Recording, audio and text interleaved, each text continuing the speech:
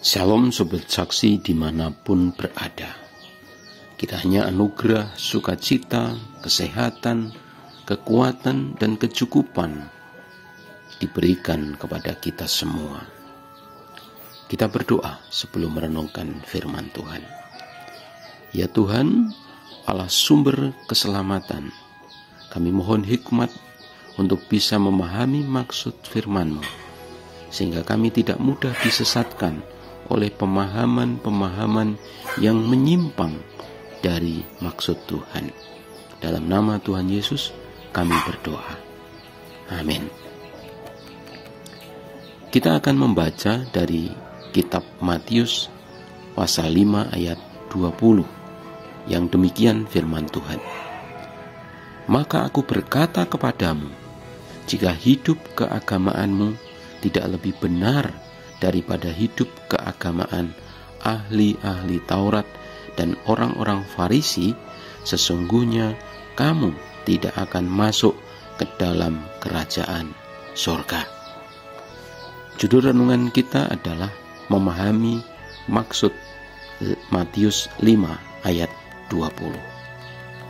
Saudara, ayat yang baru kita baca sering dicomot secara sembarangan, lepas dari konteks bacaan dan maksud dari penulis itu sendiri. Memahami ayat secara demikian akan menghasilkan pemahaman dan kesimpulan yang keliru, menganggap bahwa keselamatan itu melalui cara hidup beragama kita.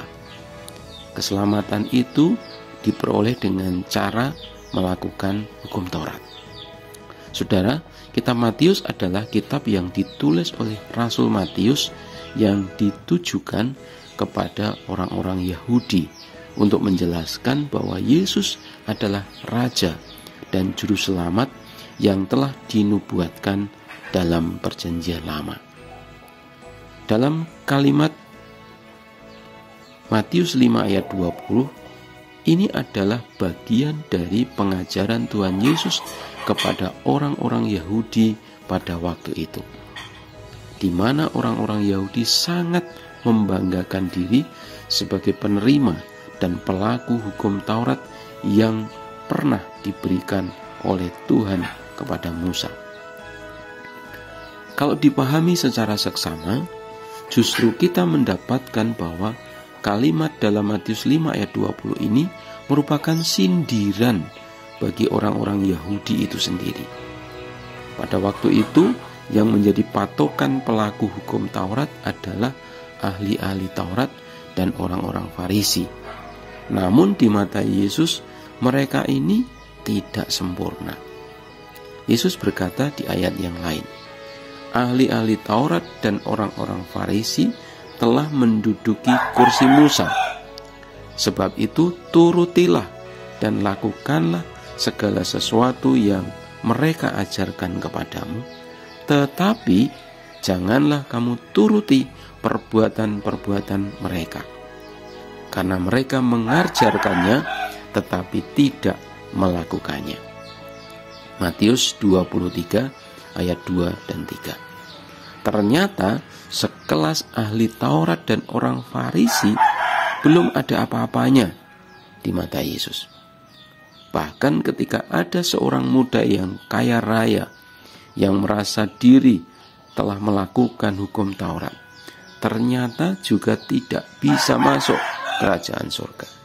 Yesus berkata, sesungguhnya sukar sekali bagi seorang kaya untuk masuk ke dalam kerajaan surga.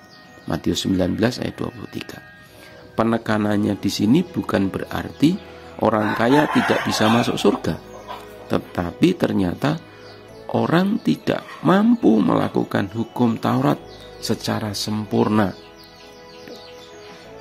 Dan bagi orang kaya, melakukan hukum Taurat itu memang jauh lebih sulit. Tuhan Yesus tidak menekankan apabila seorang ingin masuk surga dengan melakukan hukum Taurat, maka ia harus melakukan dengan sempurna.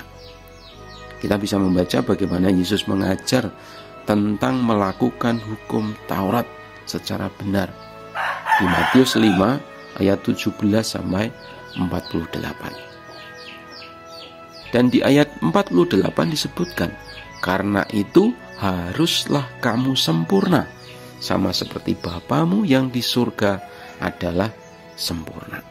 Dengan demikian, maka yang bisa masuk surga adalah orang yang bisa melakukan hukum Taurat dengan sempurna.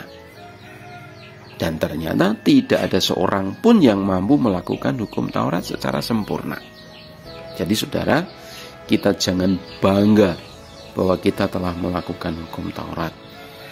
Kita jangan bangga kita telah melakukan aturan-aturan agama. Jangan bangga karena kita telah rajin beribadah, rajin membaca Alkitab, rajin berdoa, rajin melayani, selalu memberi persembahan, dan sebagainya. Kalau hal-hal itu yang kita banggakan,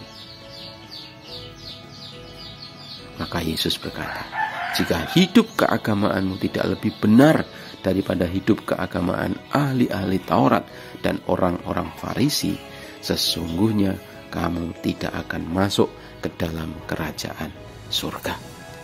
Lalu, bagaimana kita bisa diselamatkan?